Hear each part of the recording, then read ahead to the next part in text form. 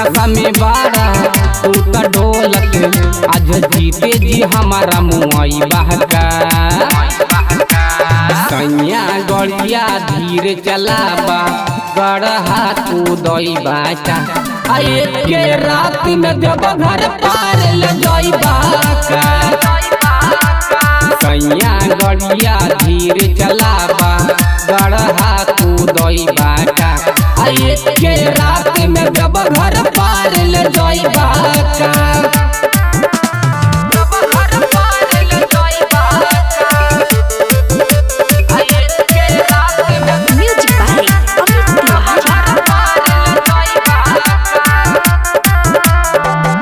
बरखा भर रहिया में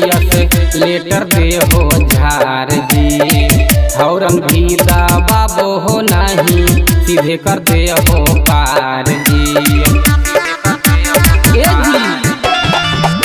बरखा भर रहिया में लेटर दे हो झार जी हौरन भी दबाबो हो नहीं सीधे कर दे हो पार जी जल्दी न करो धीरे से चला बाबा नगरी से दूरी ले जाइबा सैया गड़िया धीरे चलाबा गढ़हा तू दई बाचा के रात में जब घर पार ले जाइबा सैया गड़िया धीरे चलाबा गढ़हा तू दई बाचा के रात में जब घर पार ले जाइबा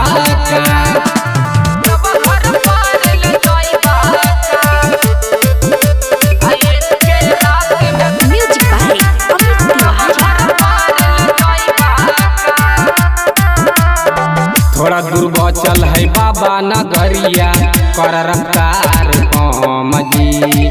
देखेदार रहिया के नजारा विनती करो ही हम जी थोड़ा दूर बचल है बाबा नगरिया कर रफ्तार कम जी देखेदार रहिया के नजारा विनती करो ही हम जी सैया मनीष जी ले बना रिक्स जी आज रहिए में जलावा गिरई बहका सैया गड़िया धीरे चलाबा गढ़हा तू दई बाचा के रात में जब घर पार ले जाइबा सैया गड़िया धीरे चलाबा गढ़हा तू दई बाचा